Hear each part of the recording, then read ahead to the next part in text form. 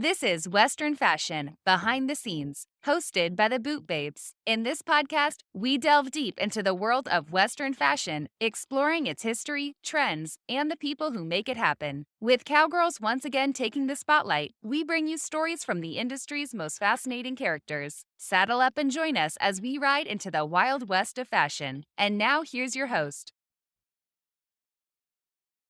Hey, it's Ashley, the Boot Babe, and I am live on Western Fashion Behind the Scenes with the OG of the fashion world today, which I'm so excited about. Her name is Kensee, but she's better known as Western Gringa. Welcome. So cute. There's always a long pause in the beginning because people are like, who am I talking to? What you should know is you're talking to thousands of people who are listening weekly, and podcasts are really the future of how people will understand and obtain information, right? The TV's had your eyes for years at this point, it feels like, in my lifetime anyway. And now slowly people are listening to things more than they're watching them. And so this podcast has really become something that's really come alive. So thanks for being here today, Kenzie. Really excited to have you. Yeah, I'm super excited to do this. I haven't done many podcast interviews, and I'm really thankful that I get to do it with you. Yeah, it's fun. We've never met. We've met in person, but it was like for 5 minutes one time or 10 times because we're both in the world of Western world, right? So I see you and I'm like, hi. And then you say hi and then we leave, right? Which is the common experience for most of these women in the world. Yeah, definitely. I wish I had more time to sit down and talk to people one on one, but as I'm sure, like you are, and most of us are super busy, and even a vague interaction with each other goes a long way for me. It means something, and in some sort of way, it's still a relationship. Yeah, for sure. I remember seeing you at Dallas Market not very long ago with your own clothing line, which we're going to talk about in a little bit. But before that, and I just was mesmerized because when I met you in person, first of all, most people don't know how tall you are. So let's just start there. How tall are you? I am 6 foot, and a lot of guys like to tell me that I'm taller than 6 foot, and the reason they say that is because they wish they were 6 foot. True. Don't hate. There's a lot of men that listen to this podcast. You know what? She's looking for a 6'7". Okay. I'm just saying.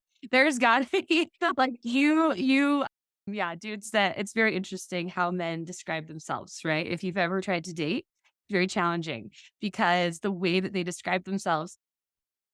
I saw recently, so I'm a follower of your social media. Lots of people follow your social media.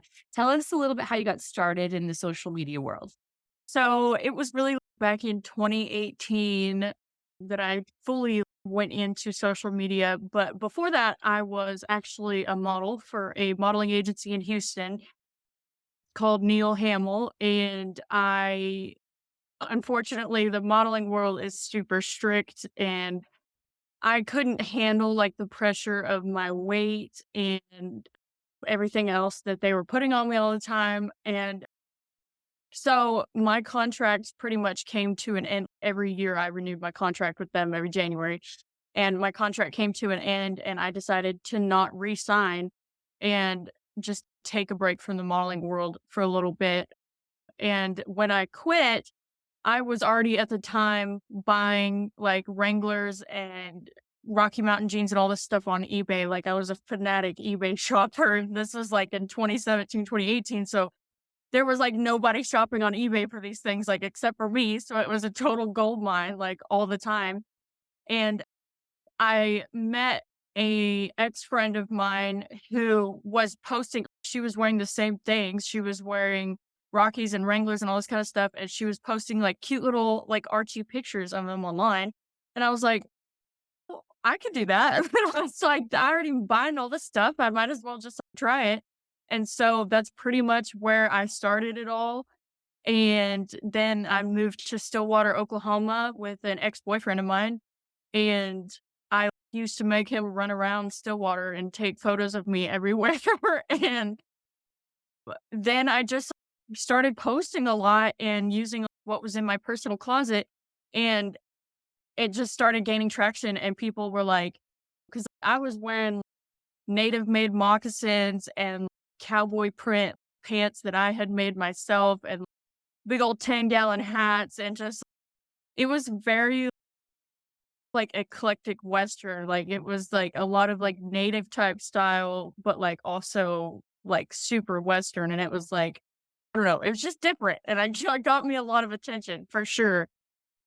And so I just started off that way. And as I was growing and getting more attraction around Stillwater, I had like smaller boutiques and companies reach out to me and ask if they could send me some stuff. And I did it that way for a little bit. And eventually it got a little bit bigger, and a little bit bigger, and a little bit bigger. And then in 2020, or not in 2020, I'm sorry, it was in 2018. At the end of 2018, it was right after I broke up with my ex-boyfriend, and I was down in the dumps because that's like a horrible thing to go through and whatever. And I remember I was living with my friend. I moved from Stillwater to Tulsa because I didn't want to leave Oklahoma. And I was living with one of my friends, Maddie. And I got a phone call from like this random number in Mexico. And I was like, hello. And it is this guy that worked for Corral Boots. And he was like, do you want to come to New York and do a photo shoot in New York? The whole thing's paid. We want you to style the whole photo shoot, and you're going to be taking pictures with Megan Maroney. And at this time, I didn't know Megan Maroney wasn't like really, she was up and coming, but she wasn't like she was now.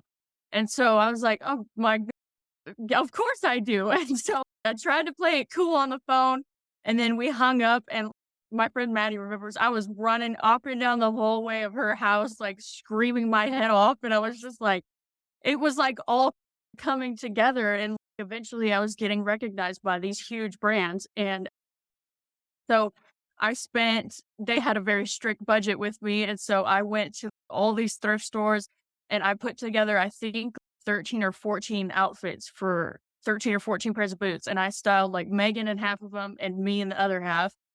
And then went to New York, and the photo shoot was so awesome. It was crazy. I still have pictures of everything, but it was just like such an incredible experience. And then after I came home, I just built upon that and just kept going. And Corral kept reaching out to me, and it just took off from there.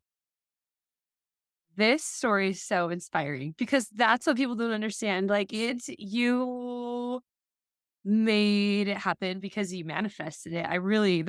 That's totally what you did. Like, you knew what you wanted and you put it out there and you said, I'm going to give this my all. And then you got what you wanted, but you are so humble about it.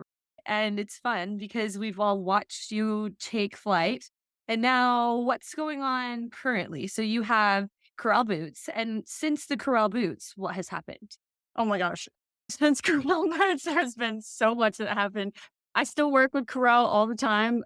They're my longest going big brand partner.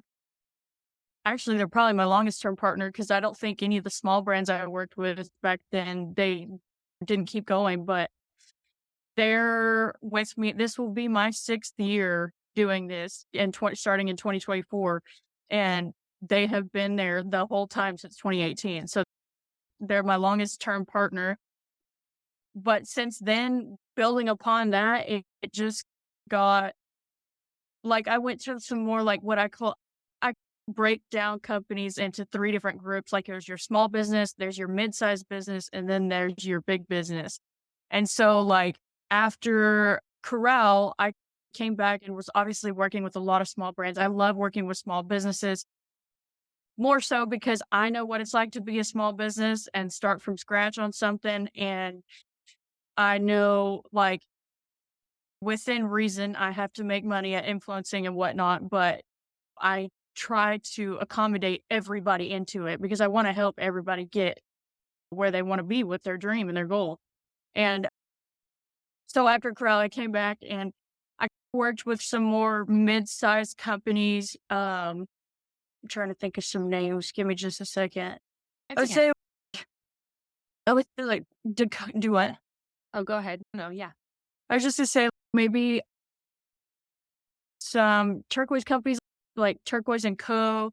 and Dakota West Leathers and, brands like that. They're in the middle. Like, they're not like corporation or large have stock like in their company, but they're really big for being a private company. I mean, they do really. I definitely was still working with a lot of small businesses more than anything else. And then after doing that for a while, then like the mid-sized companies started coming. And then pretty much 19 and most of 2020, those 2 years is what I spent doing a lot of small business, a lot of mid-sized business. And then I would say around 2021, at the very beginning, is when I started getting more big brands. And then, especially every year that I went to the NFR, that helped tremendously because that's your place as an influencer. That's the place where you show off like biggest time of the year, like your most creative stuff. Like you really show your talents at the NFR. And so after 2021, during 2021, as I'm going through that year, I worked with Boot Barn reached out to me, Samsville Gallery reached out to me, and I worked with Samsville in 2021. And that was so awesome because I was on Cowboy Channel every single day during the NFR, and I was interviewing like all these native artists and stuff for Samsville. And I'm pretty familiar with turquoise, but not in the depths of the people who work at Samsville galleries. And they're like, you're going to interview these huge artists, and basically you have to come up with all these questions and everything about it. And I remember oh my gosh, like I was so nervous because you know how many people are watching Cowboy Channel all the time. And I was hosting it, like I had the floor, no one else was talking, like it was me holding the whole interview. And I remember, this is getting off track, but it's very funny to me. It's still one of the funniest things. I remember I can't remember his name, but I was interviewing one of the artists and I said something about what is your favorite turquoise? What's your favorite stone, right? And he's like, Kingman turquoise. And I'm like trying to think of these questions or whatever. And then I'm like asking about something about where it's mined or something. And then I asked him, where's Kingman turquoise mined? Like, it's obviously Kingman, Oh Arizona. no. Yeah. Oh no. And so after the interview, that was like probably the one slip I had. But after that, I was just so nervous I couldn't think, you know what I mean? You're just trying to come up with generic common questions to just fill the space.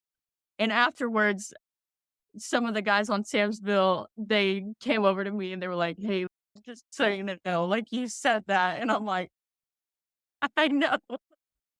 I didn't know I didn't know what I was doing the interview that I said that. But then when they told me, and then I watched the interview back and I was like, oh my gosh, like these guys, I think I'm a Okay, total so idiot. let's talk about media. Actually, people don't know. So anyone that's watching the Cowboy Channel, they're probably going like, "Where's Kingman turquoise from?" Because I wouldn't know. So it's like Yeah. a logical question, but I totally hear you. I Yeah, I've had some bad bloopers. Things that I'm like, "Oh my god."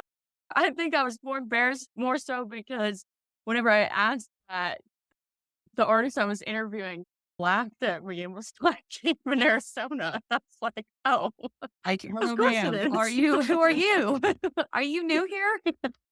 Yeah. Oh, Anyways, I don't know. Maybe it's not that bad, but I was just so nervous. But like looking back at all of the clips and like the whole interview and everything, it was so awesome to be a part of and everything. And like there were so many commercials going on that were aired in between after the NFR was over.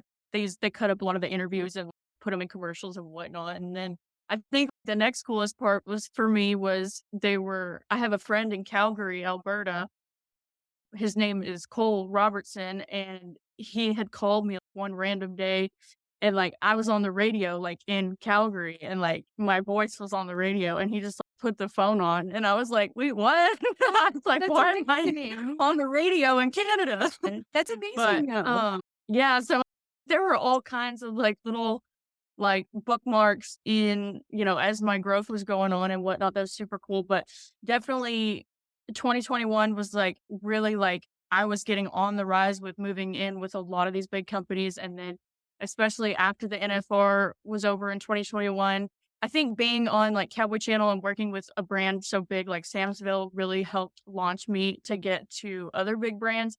And it's so crazy. Like I hate leaving out small businesses, but like now at the NFR, I'm pretty much booked up with the big brands only, and that's it. And like this year, I've got a list somewhere, but I'm working with Cavender's, Boot Barn, Wrangler reached out at the beginning of this year, which was huge. And who else? Hui. I worked with Hui a lot. I've worked with Ranch Water quite a bit. I was actually their first influencer, which was super cool. But yeah, it grew into this whole thing. And every NFR, it's such a, like I said, it's such a great place to show off your creativity and make connections. And and I will say this, that I have a smaller following than other people, but I feel like, and this is something I'm so adamant about, and I tell my assistant all the time, I'm like, shake hands and kiss ass all the time. That's what you do, like all the time. Like these people, a bunch of these older people who run these companies, they don't know anything about social media. They don't know the influencers. They don't know who's popular. They don't know that kind of stuff. And I take the liberty and I don't wait for somebody to introduce me. If I see somebody at a company and I like them or something or whatever, I will walk up to them and stick my hand out and say, I'm Kensee Auld. This is what I do. I want to talk to you about what I can do for your company. And it could be in the middle of a social event, but I'm not going to wait and I'm not going to wait around. Like I'm going to go get what I want and I'm going to do it. And I think that's part of the reason, even though I have a smaller following than some of these other influencers, I'm working with more bigger brands more often. And I think that's probably one of the biggest things that helps me is that, like, outside of social media, I just always am networking and always sticking my hand out. And I'm not shy. I don't wait for anybody to do it for me. I don't wait around for anybody to introduce me. I don't wait for any of that. Like, I will do it myself. And I think that was a big part of like my mom, how she raised me. Like, so Aw, I love that. Yay, mom. What's mom's name? my mom's name is Annie. Hey, I proud was actually Annie. named after I was actually named after both my parents. My dad's name is Ken, and then my mom's name is Annie. She goes by Ann and sometimes, but my name is Kensee Ann. Aw, I love this. Okay. This is an amazing story, and you are so fun to talk to. So this is interesting because now you're taking me on this journey, right, of your thing. So can you take me, I'm gonna pry a little bit. Take me on a money journey for people that are listening. There's so many influencers that listen to this and trying to figure it out. Like, where do you start and where do you go? And do you just, when you say I'm doing it, that's you approaching these companies by email or in person or however it looks.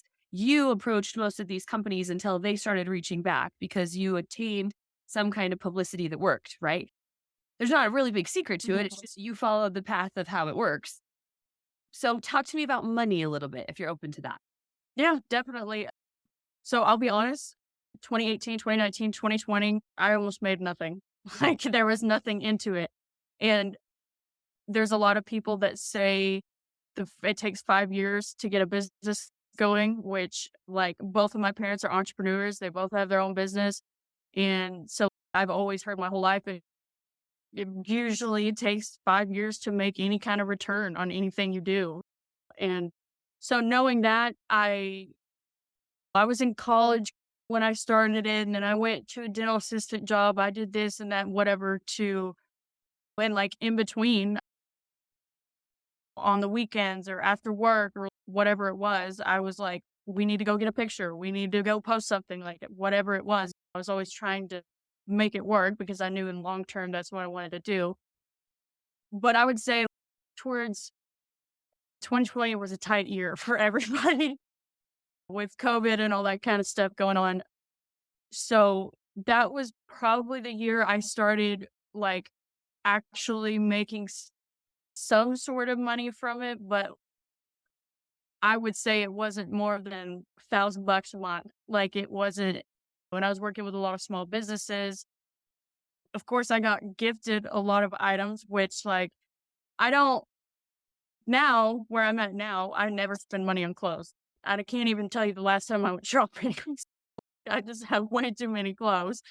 And but even back then, in a way, I was looking at if I didn't if I wasn't doing this, then I would have to spend my own money on clothes and whatever. So I guess in the end, it was saving me as I'm like building my dream, and it all just balanced out. But yeah, so 2020, I would say I wasn't making very much. But before the thing is, how I guess I'm different than most influencers is that I always knew in the back of my mind that I didn't just want to be an internet persona. I didn't just want to be online. I didn't want to just be famous or popular for a short time and then it just die. And like, I wanted something really substantial to come along with all this time and effort that I'm putting into this. And I, since I was a little kid, I always wanted to design of some sort, not necessarily clothes, but when I was little, I always told my family I wanted to be an interior decorator and whatever. And I've just always had like my own style. And so in 20, about the time I was starting all this influencing stuff, I've been buying all this used vintage clothes on eBay and all this kind of stuff. And some of it I would outgrow, and then some of it I just didn't feel like wearing anymore. I already wore it enough. And I would post it on my Instagram story and sell it, like, and just ship it out. I'd get payments through PayPal or something like that, and then just ship it out to everybody. And eventually, like, that kept going and kept going, and then I was like, "You know what? I'll just buy stuff that's not my size and see if I can still sell it." And so I just started buying in bulk on eBay. Like, I would go on there and spend 4 or $500, and back then you could get a lot of stuff for 4 or $500 on eBay. And I also went to thrift stores. Some people, I mean, I used to get asked all the time, "What thrift stores do you go to?" Blah, blah, blah, whatever. I'm telling you, the thrift stores that were the gold mines back in the day in Texas were called Texas Thrift, and there's 4 of them in San Antonio. There's one in Fort Worth, there's one in Austin, I think there's one in Houston, but those were like the gold mines. Like, I could go in there and buy a pair of Rockies for $5 and a cowboy printed button up for $2. Like, it was insane. And so I'd go in there and buy a bunch. I'd buy a bunch on eBay, wherever you can find secondhand stuff. And then I'd sell it on my Instagram story. And then I just came up with the idea that I wanted to design my own clothes.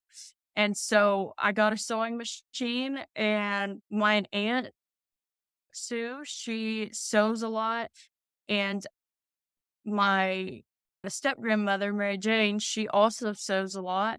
And so those 2 women taught me everything I know about sewing. And I just started doing things like I would get vintage denim jackets at the thrift store and stuff, and I would sew like Western applique fabric on the back and just flip clothes almost. And I started posting those on my Instagram stories, and I was selling like so much. Like, it got to the point where I would post an item and I'd get like 10 messages in a minute. If I want to buy this, here's my PayPal, whatever. I was just like, I don't know what to choose. Like, I don't, it's so much. It's just, I was like, I can't handle this. There were hundreds of messages I was getting when I posted a sale because every time I posted stuff, I would post like 30 items. And so it was just like so much to go through. And back then I was handwriting the addresses on the envelopes and the packages. And it was just like so much. So my mom, she helps me a lot with my business. Like, she really walks me through a lot. She gives me a lot of advice. She's so amazing. Like, she's one of my biggest supporters in my business, like, since day one. And so she told me, she's like, "Why don't you get a website and we get on Shopify or something, get like their free version or something, and just start with 30 items on there." And so that's what I did. And it just got bigger and bigger. And I was selling a lot of stuff. And eventually I was like, sourcing vintage things were getting a little bit harder because this was like, now we're getting into late 2019 and like people are starting to pick it up. That eBay and these thrift stores, like, that's where you need to go. And my mom, she actually is a printer and she does all of my hoodies. Like to this day, she does all of my hoodies. She prints all of my t-shirts. She does all of those things for me. And I have a friend named Taylor Pena, and she owns Pena Tailata petals in Bluffdale, a flower shop. And she's an artist and she draws really well, and so I had her draw my first graphic and and then I had my mom print it on my first t-shirt, and I sold those t-shirts, and so, like, I'm doing the vintage, but I'm also supplementing a little bit of t-shirts and stuff like that, and just adding on to it a little bit at a time, and then in it was, like, beginning of 2020, which, like, I always hear that yeah, I've heard this a lot actually, that a lot of entrepreneurs start businesses in, like, one of the historically, like, worst times ever, and I've heard that a lot, and that's exactly what happened to me. I'm, like, 20 at the end of 2019, I'm really thinking about designing my own clothes, and then the beginning of 2020 rolls around, and I'm, like, researching and doing all this stuff trying to figure out how to manufacture, like, what I need to do, like, all this kinda stuff. I have a hometown friend, her name's Natalie Picard, and her uncle imports and exports a lot. And so I'm like, I Googled, did as much as I could, and I was like, I really need to talk to somebody who like has an idea of how this works. And so I called him and talked to him. He does not import clothes at all. So that's a little different. But anyways, I got some information on how that works, and I just got on the internet and like picked up the phone and called and did all this kind of stuff. And so many people like ask me like, "How did you do this? What did you do?" And I hate to be this person, but I have to tell people it's like giving away your secret family recipe to like your pizza sauce or something. You're not just gonna walk up to Wrangler and be like, "Hey, can you tell me where you manufacture your goods, the name of the manufacturer, and can you hand me all the answers?" And I'm like, that's part of the business is that you have to invest the time and the effort, the energy if you wanna do it. That's the test, you know what I mean? And I wanna help people out as much as I can, and I do as much as I can within reason without just giving away the whole recipe to my business. But so 2020 rolls around, I'm like, "I'm gonna do this," and I spent most of 2020, like, figuring out how to sketch my stuff I wanted, make samples, draft, like, on Adobe Illustrator, like, the whole 9 yards. I have 0 experience in this. I taught it all to myself. And, like, I just got online, figured it out. I, like, asked my step-grandmother and my aunts, like, how if they knew anything about pattern drafting and this and that and whatever, and just figured it out, and I had all of my samples made, and then all my first collection came in October of 2020, and so that's when I launched my very first collection, and so you can see at the same time as I was doing the influencing stuff, like, I wasn't making a whole lot of money at it, but I knew that would benefit this other business that I was trying to create at the same time, and this other business was paying for my bills as I'm trying to build this one, and they're just looping together. And so I came out with my first collection, and within 3 months, I sold out of almost everything, and which was pretty big because I had to order like, most of those manufacturers, their minimum order is, like, 150 units per design. Considering I only have 15,000 followers, which is not that much in the grand scheme of things, because how many of those followers are actually customers? That was a huge deal in 2020. And then after that, I had gotten the rhythm and the gist of like how to manufacture. And I also got the rhythm and gist of how you influence and like how I need to go about it and how my pattern and rhythm in both of them, how often I need to be posting, what I need to do, all that kind of stuff. And I just kept building on top of it. And then 2021, after the NFR, that one was a really big NFR for me. And it was very successful. And I came home and just kept building off of that. I came out with another collection. I had more brands reaching out to me. And then 2022 NFR again did even more. Like it just brings more in. And I got approached by this is actually a really funny story. I'm sorry if I'm talking like so much, like where I'm not letting you get a word in. No, It's no, just like you're a lot okay. of This is information. good. It's okay. And I even sent you another Zoom link. So we'll switch Zooms in about 2 minutes and it's okay. We'll just keep going. It's good. This is totally Okay. okay. Keep going though, because this is good. It's what Okay. people want to hear. No, no, no. I just I'll cut that part out. It's okay. I'm gonna edit it all. This is what people want to hear. And let me tell you something. This is magic. There's something magic. If your superpower is intuition, you're on the right path, girl. I am the intuition queen. Here we go. Keep going. Tell me. okay. Before I tell the story, so back to the pricing on everything. I would say 2019, 2020-ish, I'm making around $1,000, maybe 1,500 on a good month with my influencing.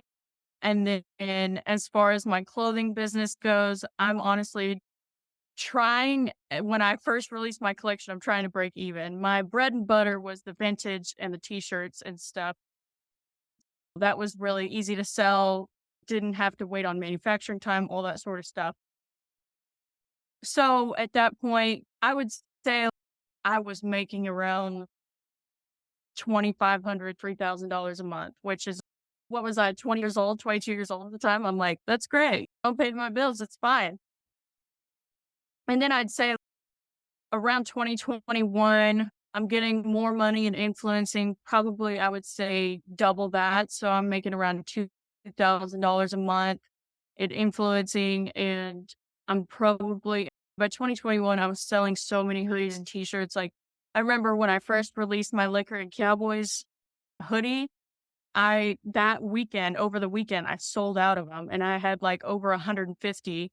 And I remember looking at my Shopify sometimes and it was just net sales, but like my net sales, I was like trying so hard to get it to 10,000. And I was like, this is crazy. Like I'm making so much money at this.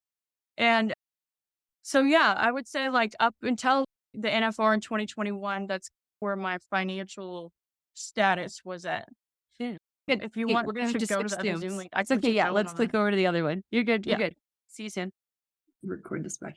Okay, so we're talking Okay. about Perfect. your So journey in 2022. So you're making like, just to recap, you started in 2017, 18-ish, and 17, 18, 19, didn't make so much money doing it. And that would be normal. And then in 20, you made some money, like $1,000 a month, maybe more. Then 2021, really a lot more, double that in influencing at least. And then you started making crazy money doing some interesting things. And you're like the Rothschilds. Have you ever watched a documentary about the Rothschilds and why they're successful? Because their parents doubled I have down. not, but I love entrepreneurial movies. Yes. Okay. You'd love this then. And we'll make a movie about you. I'm like in the movies. I like movies. But the Rothschilds succeeded because they doubled down on their family and they only made their family wealthy. And they made it so clear that's what their goal was, is to invest in the people that were closest to them. That's why they have their dynasty. So your mom and dad, it's a fabulous story. And it's something that people can aspire to, right? If you're listening to this and you have kids, go get a printing machine and help your kids make clothes. Like, seriously, that's what this podcast is for, right? Because your story is really inspiring. Because how old are you now? I'm 27. Okay, great. When's your birthday? What month? December 18th, so it's coming up. During NFR this year? No. It's Yeah. Oh, no, 2 days 2 after. days after it's over. Yeah, sorry, me Yeah. getting so excited. It might be an NFR. Well, we could have a birthday party there. Okay, so 26 years old, going to be 27. So exciting. And yeah, this is an inspiring story. And this is what the future of creation looks like. So it would be really fun. We teach a class called From Source to Sale. It's a 9-week boot camp. And I would love to have you as an expert, obviously, because no, we don't want to give away the secret sauce. And that's what's magic is even if you gave away your secret sauce, they wouldn't be able to do it like you.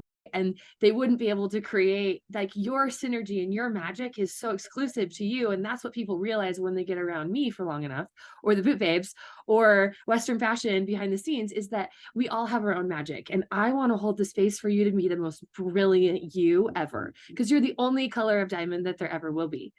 So I'm so fascinated by that. So think about that while we continue to talk about this. And tell me, so now it's 2024 and you're going to NFR and you're working with these bigger brands. And what do you hope to what are your concern what do you hope to have happen? And then what are your concerns about this year? One of my concerns this year is not my new assistant is like probably the best one that I have ever had. And but this is her first time at the NFR, and I tried to explain to her that at the NFR, I don't really eat, I don't really drink water, I don't really typically lose anywhere from 5 to 10 pounds when I'm there because I'm just all over the place, and a lot of people think that the NFR is just so fun and this glamorous thing and, like, whatever. I'm throwing on clothes, throwing off clothes, screaming at an Uber to cut stop. I'm late to this. I gotta get to that. I'm all over the place. It is just a mess. And then I'm like, I got two cell phones, and Hunter has her phone. My sister's the same as Hunter. She's got her phone, and I like give her like all three phones, and I'm like, send the Google Drive, do this. You know what I mean? We gotta go. And then somebody else is tapping on my shoulder, and they're like, Kinsey, like this person really wants to meet you. And I'm like, oh my gosh, like my post is late to get up. I'm just like, okay. And then I just shove everything to Hunter, and I'm like, I gotta go do this. So like, it's just, oh my gosh, like it is all over the place and it is crazy. But like I said, it's like the bonus like paycheck of the year. Like I make more money there than any other time. And it also is like huge for growth, huge for networking, huge to show off your creativity. It's just like the like most epic time of the year. And a bunch of I've always heard in the Western industry, like a bunch of people say we work all year around for this. And so that's pretty much what it is like. So yeah. So where are you staying this year? So I'm staying at MGM again. This will be my second partnership, my second year with them. Last year, I think they only offered like 4 nights, but I told them that, hey, I'll be like the MGM girl at the NFR if you guys can cover me all 10 nights and give me this XYZ like kind of thing, and kind of negotiate with them a little bit. And that's one thing that I actually like a tip for anybody listening that wants to become an influencer. Like at the beginning, I think one of the most scared things for me was like I was afraid to negotiate or say no. Like I'm within reason. At the beginning, when you're trying to grow and actually make yourself somebody online that people know, I would say that it's good to just go with what they say for a little bit. But when you get to a certain point and when you're at that point, do not be afraid to step in and be like, no, I deserve payment. No, I deserve this. Like, I bring a lot to the table. I know my conversion and sales are exceptional. I know that my engagement is exceptional, and I can prove all of that. And this is what I want. And 9 times out of 10, especially partnerships like the MGM, if you just research what they make, you can pretty much tell them like this is what I deserve because you can guesstimate their budget, which is another financial tip like in influencing. I every time I work with a brand, especially if it's a big brand, I always search their annual revenue, always, because that's going to tell me what kind of pricing that they can give me. I will, especially if it's a publicly traded company like Boot Barn or Dan Post or somebody like that, it's very easy to tell what they can afford based off their annual revenue for the previous year. So that's what I base everything off of. And then like going back to your mid-sized businesses, they're not going to have that information online, but you can tell by how many followers they have. You can tell by if they attend a lot of shows. You can tell by how much they're really selling and how much they can really afford. And I kind of compare it. If I work with a smaller boot company or something that sells boots for $400, you know what? If I get one pair of boots sold, they can afford, and it costs $400 for a pair of boots, they can pay me $400 for the post. You know what I mean? That's pretty reasonable. So that's a good way to kind of gauge everything. And especially if it's a really good product, because I'll be honest, I even gauge sometimes, like, if I know a company has a product that's not so strong, like it's not as strong as some other brands, like some people might find it cool, but people follow me for my style and like, what I prefer. And if I feel so about a product, I'll give them a little bit better deal because I don't feel like I will be able to push as many sales for them. And that doesn't mean that I'm going to go out and drive 50 miles to Fort Worth or something and go take some like really epic content for this product because I'm giving them a better price. So I'm going to stick around somewhere around Stephenville, and I'm not going to put as much energy and effort. Shouldn't say energy. I'm not going to put as much mileage and all these other kind of Over. things into it since I'm giving, yeah, like overhead costs, since I'm giving them a little bit better deal. I'm still going to do a good job on the content and make sure it's as best as it can be in that area. It's just, it is like a varies thing. And that's one thing that I definitely struggled with is I'm so set in stone. I almost like it like a mathematical formula. I charge this much every single time for this and no exceptions. Don't go lower, don't go higher, whatever. And that was a really hard habit for me to break because it's so much easier to just be like, this is my price and I'm not changing it. But if you do that, you're going to lose a lot of business. Like you have to accommodate to everybody. And that was one of the hardest habits for me to break, for sure. So yeah, I don't even remember what was the question again. I get off on these tangents. I'm This sorry. is all good information. You were giving some advice though to girls about how to charge, why to charge that, and what to think about, and how you go about thinking about it. And that's what people want to know, right? How do they go about thinking about what to charge a brand? Hundreds of thousands of people out there in the Western industry, and they're all looking for something to do, have, say. They want to know more. They always want more. And you're providing an outlet for them to know more. So yeah, you're valuable, but people don't, and people have started to realize they're valuable, but they still don't know how to price themselves. And they're still very uneducated about it. So this is very helpful information. And so NFR this year, you talked about your concerns of the catastrophe with the assistant possibly, but I think it'll be great. And I think you're going to totally pull it off and it will look seamless and your stories will be great and it will all be fun.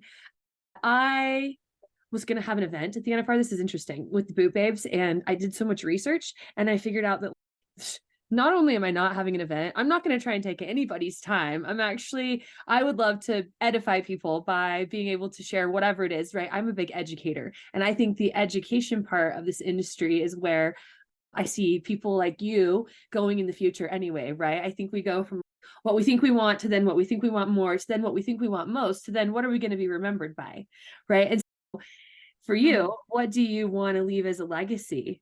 What do I want to leave as a legacy? I honestly, one of the things, and this is so, it sounds kind of corny, but I can't say I understand completely about people's like insecurities and like being introverted because I have never been that way, but I constantly get messages from girls who are just like, I love how you're so confident and you just, for lack of better words, don't give a shit about what people think or how you wear your stuff or whatever.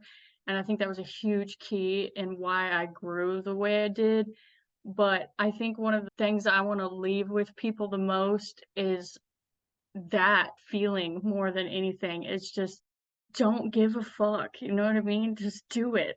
Don't like there's no words for it.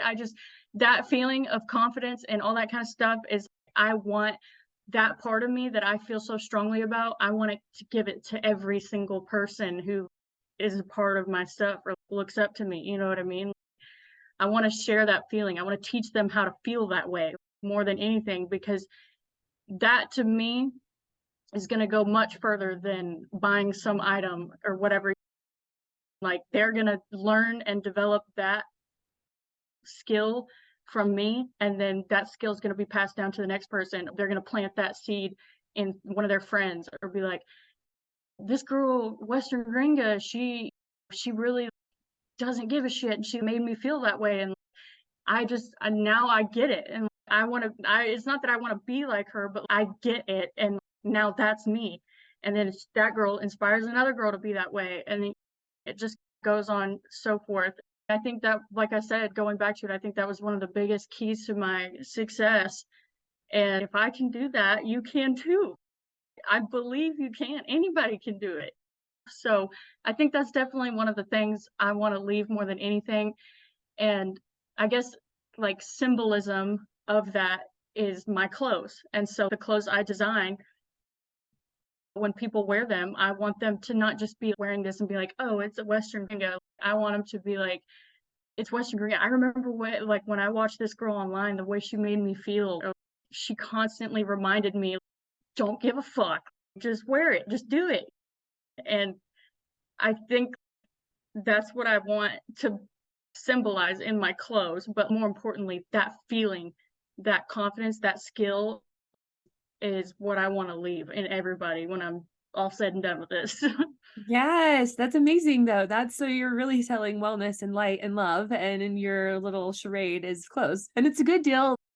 That's what people want. They're starving for love. And you're so lucky. You got amazing mom, sounds like, and maybe amazing parents, and you have this support system that most people, right, they have to figure out how to build that. And sometimes they never get that, right? You look at the most successful people in the world, and typically they had very successful, amazing parents. So I love this story, and there's so much to learn here. And thanks for telling us all about that. Where do we find your clothes? So my clothes are always sold online on my website, but this year I'm opening wholesale, which I know you had seen that at market, and I'm opening wholesale for the first time, and I've got some Western wear stores and some boutiques, some online boutiques, and then some Western wear stores, and the biggest ones I've landed this year, which I thank God so much for this, but you can buy my clothes in Teskey's in Weatherford, and you can also buy them at Fincher's Western wear store in Fort Worth, which are probably the 2 biggest accounts I landed with. Yeah, Um, girl.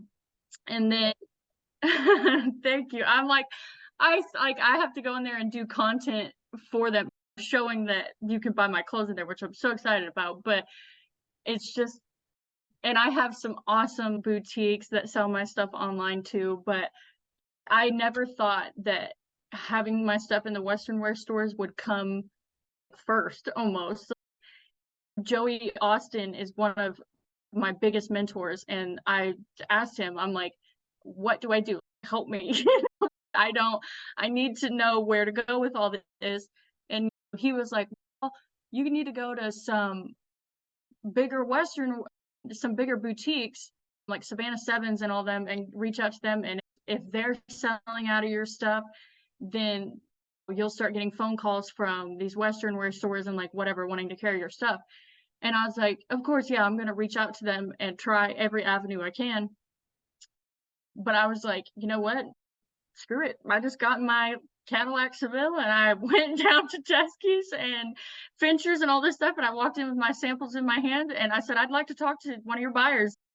And that's the thing, that's goes into my whole message of not giving a fuck, like, rejection does not scare me, and so I'm like, "What's the worst that can happen?" You know what I mean? They say no, but I'm still on their radar. They're like, "Who's this 6 foot, like, rock and roll cowgirl looking thing?" And I'm like, that I will always be burned into their mind, you know what I mean? So they're gonna come back around. So I'm like, you know what? It doesn't hurt to try. And like when I went into Teskey's, I went and talked to one of their buyers, and I laid all my samples like perfectly on the table, and I gave her like a 20-minute speech of why like she should buy my stuff. And I'm done talking, like my armpits are sweating, like I'm just, I'm just so nervous. And I'm waiting there for her response. She's like quiet for a minute, and then she's like, "Okay, yeah, we'll buy them." And I was like, "What? Oh my gosh." I was like, "Girl, you have me freaking out." Oh my gosh. So yeah, and I, like, go get in my car and I'm literally about to start crying right now. I, like, sat in my car and I just started crying and I just started praying to God, and I was like, "I can't believe that my mom has pushed me so hard since the day I was born to just go after what I want no matter what, and I just did it, and I want other people to feel so strongly that way and have such purpose because I can't even explain the kind of feeling. Like, it's not about the money, it's not about anything else. Just the purpose and like the fact that God gifted people the ability to go and do these things and accomplish them. It has changed my whole life. So I know it's just clothes, but it is so like powerful and I want everybody to feel that way because I know and it sounds so corny to say it, but the saying is true. If I can do it, you can do it too. And like it's so amazing that God gifts people with such I'm so thankful that he gifted me with such being an extrovert and putting out my personality and being so honest and blunt with people and yeah, it's gotten me in some trouble before, don't worry, but like in the end, like it really got me where I wanted to be and I'm just so that purpose, I just want everybody to feel that more than anything. I know it's good. I do know. I feel this way. You got me crying my little eyes out over here because girl, I sold Cowgirl Tough jeans for Lisa Bolin, who created Cowgirl Tough. She didn't even have jeans, and I brought them to Utah, Colorado, and Wyoming, and I would drive around and just walk in with my samples and put them on the desk and do the same exact thing. And I remember this lady, Sandra Palaga from IFA, a big chain store here in Utah. It was the first big chain store I'd ever walked into. I remember my heart was racing like crazy, and I just walked in and I was like, I need to see your buyer. And they were like, she's over here. Because this is not normal. You'd normally call, make an appointment. I thought, well, I'll be burned in their brain if I don't. And I sat down, I told her the whole thing, and she said, and looked at me and she said, okay. And I said, what? And she wrote like a $60,000 order, and I got paid like $6,000 in commission. And I thought that the world was like, it was like something out of a crazy dream. And this is where having that kind of support and your cheerleaders around you and building a community of women that wear cowboy boots that feel like this is that's why I do these podcasts. So you're making me cry for like 7 reasons, right? I'm crying because I'm like, oh, this is what I want on here so much. This is the story. And it's true. You can do good things and you can do good things with the light. And God is a part of that. And there's a part of that for everyone. Sometimes people are a little nervous around this idea that we have a superpower, right? And our superpower is to be able to intuitively know where to go, what to say, how to be. And people say, oh, that's confidence and you look confident. Actually, you're tapped into this channel of light. And it sounds like your mom has this channel of light too. And that channel of light or that cloak of light, it's exhibited by what we wear. I say cowboy boots are part of your personality. So is clothing, and so is whatever you're wearing that day, right? That is showing someone your light. So you're literally giving people your light, like little pieces of your light everywhere you go and sliding up the world. And that's amazing. That's what we want. That's why I'm like your biggest cheerleader. I'm over here like, hi, every time I see you, and you're like, hi, and we're like, bye. And then we're like, oh, who's that girl? She's burned into my brain forever. She's amazing. I want to create that. So I want to create an event with you so much to where we bring women together and we talk about this stuff because this is the stuff that gets people moving, right? Momentum. A lot of women feel really stuck. They're really stuck because of fear. They're scared to speak. They're scared to, and how do we break out of that? So I guess one of my questions and what you want to do is teach people. So when you're having a hard time, what do you do? What is your tool to feel better? Oh, to feel better? Honestly, and I don't know if this is the healthiest thing, but Okay. to feel better, I put my nose back into work and I go get something that's gonna make me feel better. I go get another job. I go get another brand deal. I don't one brand tells me no, I'm gonna show them that it was a bad idea to tell me no. And not in a spiteful way, but it's I'm gonna go get another brand and I'm gonna do this for them, and then you're gonna wish that I had done that for you. You're going to And use I the mean, rejection as fuel, and that's good. yeah, I don't really have so many outlets of I used to party and do all that kind of stuff and drink a lot and whatever. That was my past life, but now I'm so like dedicated to the dream and like what I want that the only way to get my high back or like to get the momentum going again is to go get another one. And honestly, another woman, I have so many and I love the Western community, honestly. Like I know people love to say like it's so harsh and people talk so bad and all this kind of stuff in the Western community. There are so many people that don't know. I didn't grow up on a super big ranch. I didn't have all this kind of no one knew who I was. And I put myself out there, and I've had some older folks and, like, some people my age and some people, like, middle age, all this kind of stuff that just were drawn to me, like you're saying, that light, and just helped me and moved me so much. And, like, another one well, she's almost like my second mother, is Lorinda Van Newkirk. She did Gypsy Soul, and then now she has Lucky Chuck, and like, honestly, whenever I started, like, after market, I was like, "I need to fill my pre-orders, like, I've got X amount of thousands of dollars that I need to pay for my clothing line," and I just went as my own salesman and went out and just all over the place, and I would call her every time I walked out of a store, and I was like, "I don't think they're really gonna buy," or, like, something, whatever me she, like, wouldn't even waste any time saying anything else. She'd be like, "Go get another one." And I'd be, like, hanging up the phone, and then I'd call her and let her know, and I'd call her and say, "Teskey's went for it," and then she's like, "Good, go get another one." Like, she just keep and she understands that thing that gives you that high, that keeps going, that makes you feel better.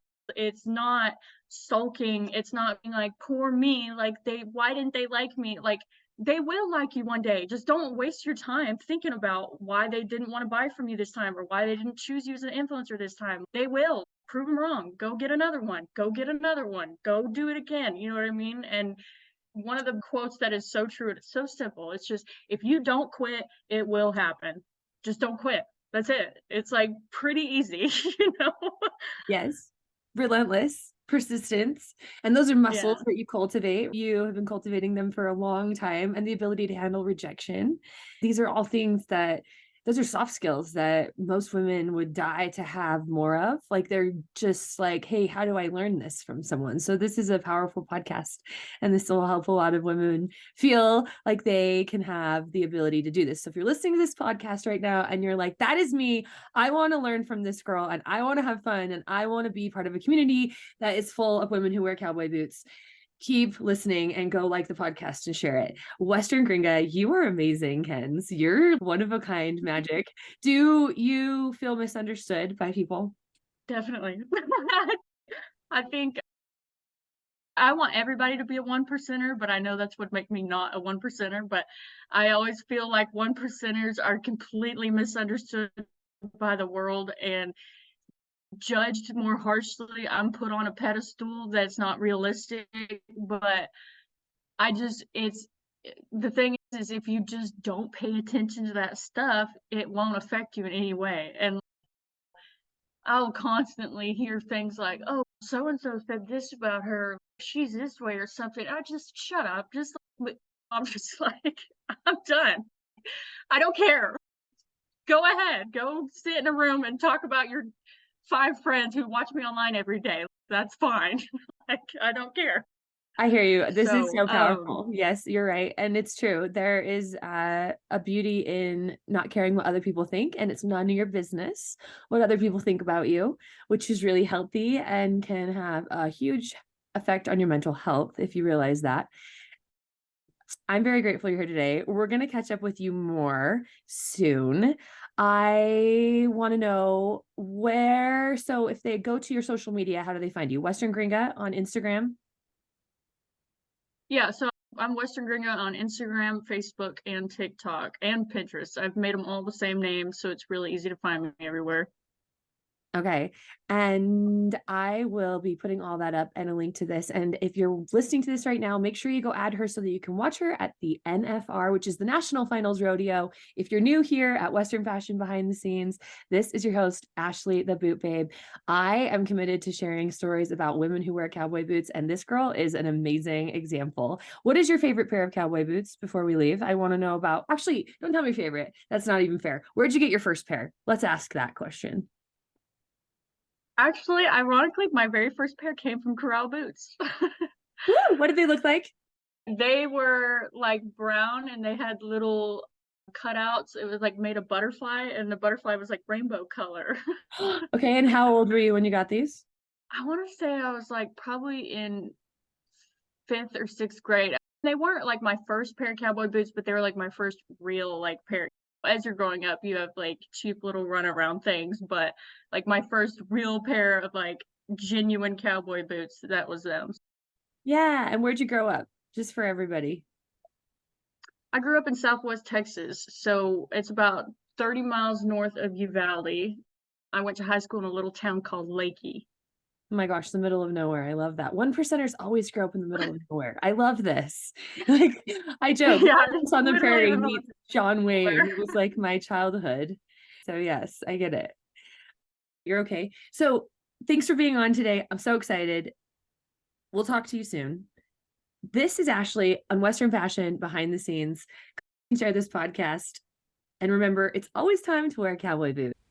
This episode of Western Fashion Behind the Scenes is brought to you by the Boot Babe VIP Posse, where they're planning their trip to Nashville right now. Are you interested in traveling the world with women who love cowboy boots?